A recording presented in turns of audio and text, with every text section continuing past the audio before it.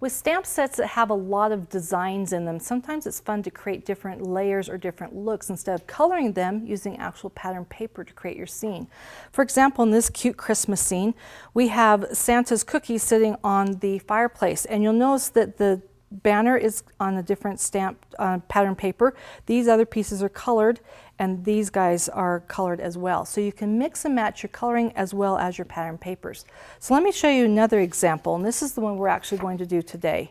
So here we have the house is in one design, the rooftop is another, the door. So let me show you how easy it is to put this together.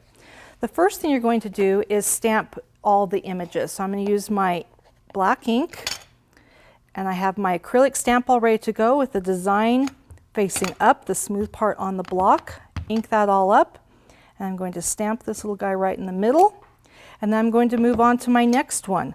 So now I have my little gingerbread man, and I'm going to put him off to the side. And so I would just keep stamping each item until I have the scene built that I want.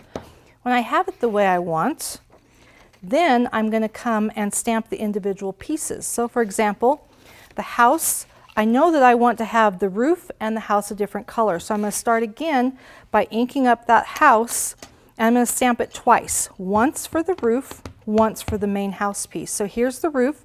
Just going to stamp it here, and I am stamping the whole thing because I'm just going to cut out the part that I need. Ink this up again, and I'm going to put my house color on, and make sure your stripes are going the way that you want them if there's some sort of design to it. And that's that guy. Then for my little gingerbread boy, again, I'm going to decide what I want to stamp him on, ink that guy up, and I'm just going to place him right here. So now that you've got all your stamping done, next comes the fun part, the cutting out. And this is something you want to do while you're watching TV or something, because you know it's really exciting to come back and cut all these parts. So all I'm going to do is cut just along the edge here so that I get the basic shape of what it is I want. Now, you could cut off the roof of the house, but I like having that there so when I put everything down, then it's set to go. So I've spent time earlier cutting these out. And here's my house, and notice I have left my roof line on, and I'm just going to put some adhesive on the back of it. You have to have the adhesive going the right direction though. So I've got my adhesive on. Actually, the adhesive did not go on. Here comes the adhesive now. Get my adhesive rolling again. Put my house down, and I want to place it over the top of those stamped images so that it's covering it up.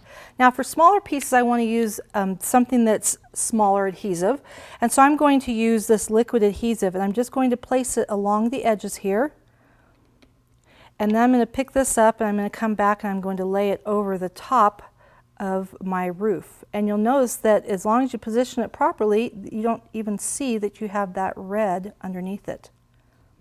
Then I have my little gingerbread boy, and again, since he's kind of smallish, I'm going to use this liquid adhesive just to get him going. Put him on top of my stamped image, and then you can continue cutting out pieces and building your scene. This again is what the final image looks like.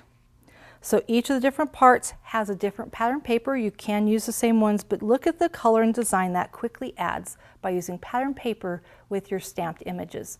Have fun creating.